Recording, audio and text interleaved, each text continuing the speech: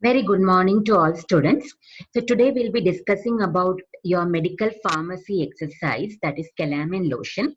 This is included under your practical examination, and during the practical examination you will not be preparing this particular thing. You will be only you'll be writing and you'll be having a discussion following that. So this is only a theoretical part. So we'll be starting it with the definition of lotion.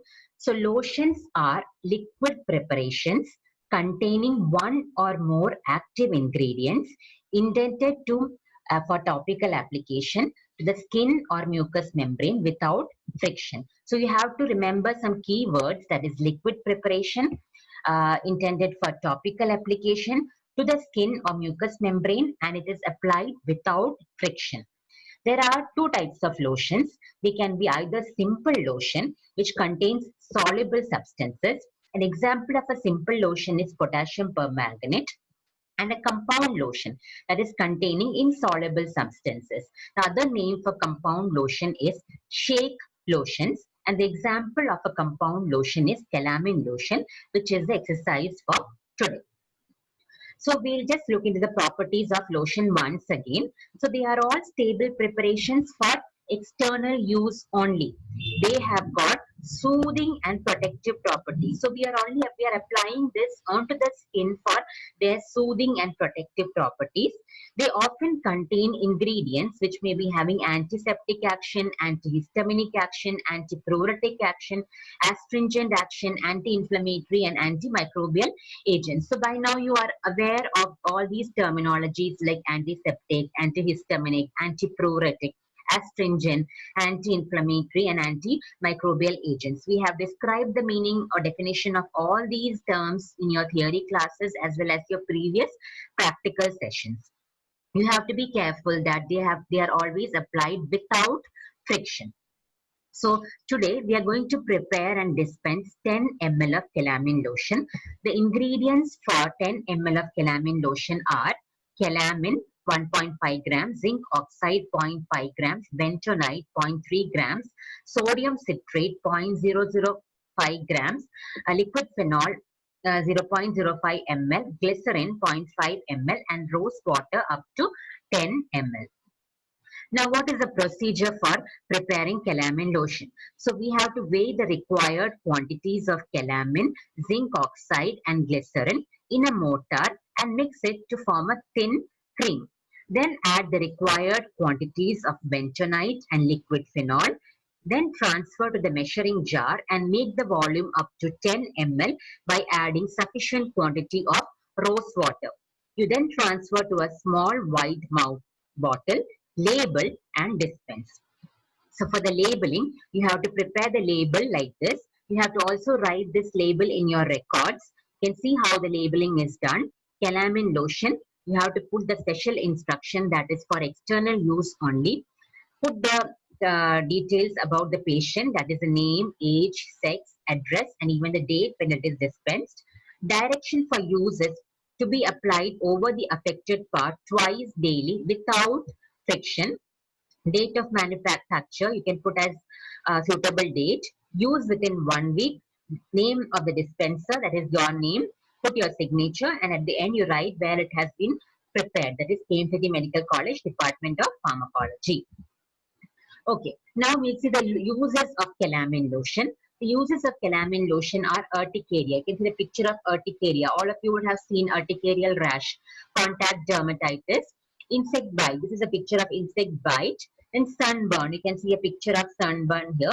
And it's also used as a cosmetic, as a physical sunscreen. You can see you can apply it over the face as a sunscreen. So this is the picture of calamine lotion. Now we'll go to the extra questions and answers which are there at the back side of your exercise, and you have to write all the answers. So I'll discuss the actions of ingredients. The actions of ingredients are the calamine. What is calamine chemically? It is basic zinc carbonate with a small amount of ferric oxide, which gives it a pink color. You have seen the color of calamine in the previous slides. It is pink in color. The pink color is because of the presence of small amounts of ferric oxide in calamine. This has got astringent, soothing and protective agent. So I have already discussed what an astringent is in the previous practical classes. So once again, these are substances that precipitate proteins on the skin surface, making the skin surface hard and tough and thus mechanically stronger, and this decreases the exudation from the skin surface. That is the astringent definition.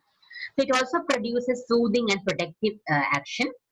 Zinc oxide also has got astringent, soothing, and protective action. Also has got antipruritic, that is, it relieves itching, and it also has got some amount of antiseptic action also. Bentonite is chemically colloidal hydrated aluminum silicate.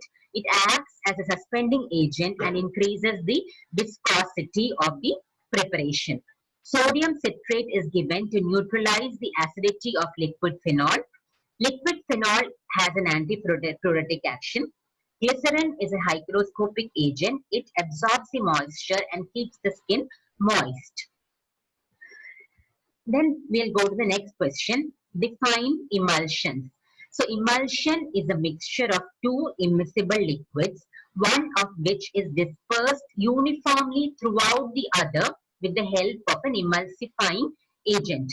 Emulsions can be administered either topically, they can be administered orally, even intramuscularly also emulsions are available for administration. So they are a mixture of two immiscible liquids, one of which is dispersed uniformly throughout the other.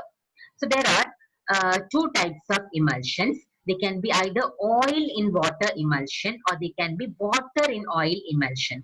So oil in water emulsion is when the oil phase is in the dispersed phase and the aqueous solution is the continuous phase. So you have got more of the aqueous solution phase in this and the oil is just dispersed. It is known as the oil in water emulsion. Example of such an emulsion is milk. You can see the fat globules sometimes in the milk, but mostly it contains the aqueous phase and you can see some amount of fat globules. So this is an oil in water emulsion. Then you have got water in oil emulsion. When water or the aqueous solution is in the dispersed phase and oil is the continuous phase, it is known as the water in oil emulsion. So here the water will be dispersed and more of the oil will be there. That oil is in the continuous phase.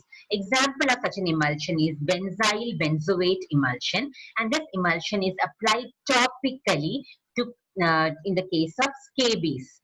Okay, this is a topical emulsion which is used for scabies. Now, what are the advantages of emulsion? The advantages of emulsions are as follows. They mask the unpleasant taste and make the dosage form more palatable when they are used for oral administration. I told you there are emulsions available for oral, topical and even intramuscular administration. So when it is oral, it is usually masking the unpleasant taste and makes it more palatable. Emulsions facilitate the administration of substances that are immiscible in water.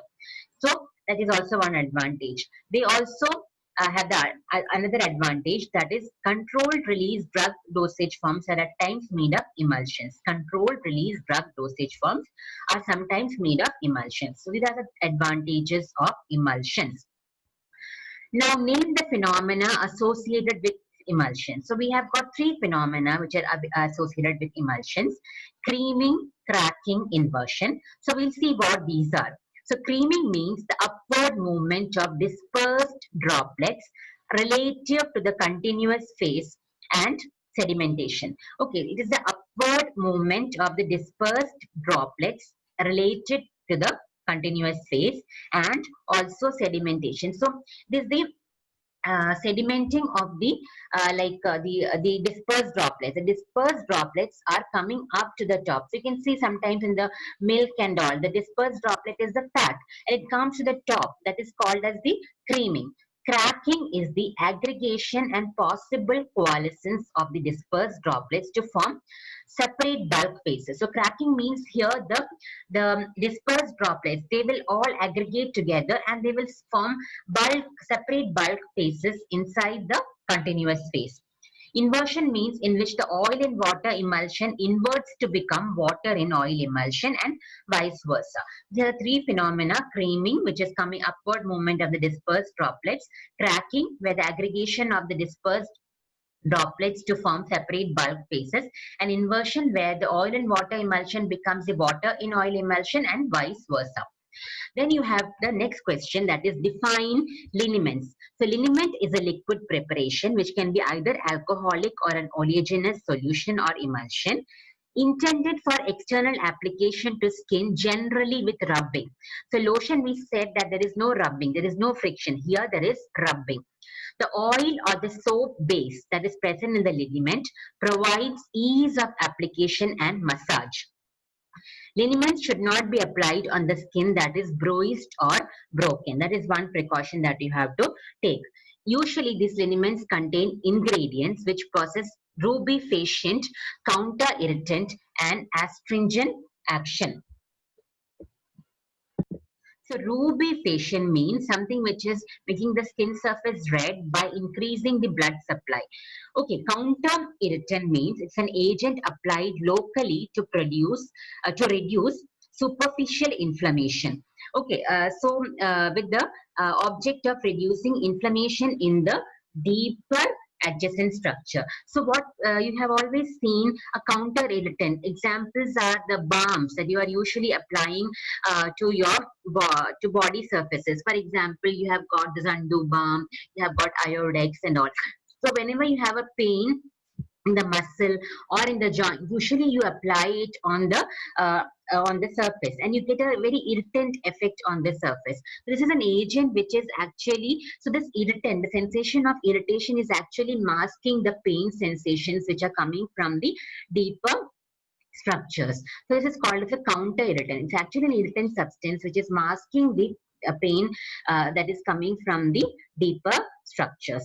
And astringent, I already told you. So this is only used for temporary relief of minor aches and muscles and joints. So usually the liniments that we are using in the household, it contains a mixture of usually turpentine, methyl salicylate, menthol, camphor and all. So if you have got an Iodex or a Tiger Balm in your home, you can actually see the ingredients, and you will see all these ingredients present in the liniment. So these are some of the liniments which we have often seen in our household. Now we come to the last part, that is what are sunscreens. So sunscreens are substances that protect the skin from harmful effects of exposure to sunlight. So all of you might have already seen or might be using sunscreen. So these are substances that protect the skin from harmful effects of exposure to sunlight. There are two types of sunscreens: chemical sunscreen and physical sunscreen. So we'll see what are chemical sunscreens. So chemical sunscreens absorb and scatter the harmful UV rays that are responsible for sunburn and phototoxicity, but they allow the lower wavelengths to penetrate so that tanning occurs. So you have to, at this point, you have to know one thing, that is UV rays, they are the harmful rays and they can cause the sunburn and phototoxicity, but it is the wavelengths of the longer wavelengths which actually cause a tanning. So whenever you go out the skin, you become a bit tanned, and the tanning is occurring because of the longer wavelengths. However, when you have got a burn when you go out in the sun, that is because of the UV rays. So these chemical sunscreens, they scatter and absorb the UV rays and protect the person from sunburn and phototoxicity, but they will allow the other wavelengths to pass. So tanning will occur. So when you use a chemical sunscreen and go out in the sun, you will not be getting the sunburn, but you will still be tanned because they are not preventing the longer wavelengths from entering. So examples of chemical sunscreens are para-aminobenzoic acid and its esters, benzophenols and cinnamates. So where are these used? Obviously, they are used for as cosmetics. They are also used in as an adjunct in vitiligo therapy. So vitiligo is a condition in which you find whitish patches on the skin, and as a treatment, you are giving psoralen and UVA therapy. So to protect the skin from the sunburns because of the UVA therapy, sunscreens are applied before this therapy is done. Then it is also used in case of drug-induced phototoxicity. There are certain drugs which can cause phototoxicity. When you are on a drug and you go out in the sun, this can cause phototoxicity. So whenever such drugs are administered to patients, so they are also prescribed sunscreens. In case they go out, they have to apply the sunscreen and go out. It also used for facilitating tanning while preventing sunburn during sunbathing. So all of you would be knowing what sunbathing is. So when sunbathing is done, people usually apply sunscreen. So this is to protect them from sunburns. This will not protect them from, this will not prevent sun tanning. So this will cause tanning of the skin, but at the same time, it will protect sunburns. Then you have got physical sunscreens. They are called as sun shades also. They are opaque substances that stop and scatter not only UV rays but also visible light of longer wavelength. So these prevent sunburn as well as tanning. Okay, so when you apply these and go out in the sun, you will not get sunburn and you will also not be tanned. But the problem with these physical sunscreens is that you have to apply it in a very thick paste or a thick cream. So that is not cosmetically unacceptable. So that is one problem with sunscreens, that if you don't want to get tanned also, so you can apply this physical sunscreen, but these have to be applied as a very thick coat, and that is not acceptable cosmetically. So the examples of physical sunscreens are heavy petroleum jelly, titanium dioxide, zinc oxide, and the calamine lotion also is a physical sunscreen.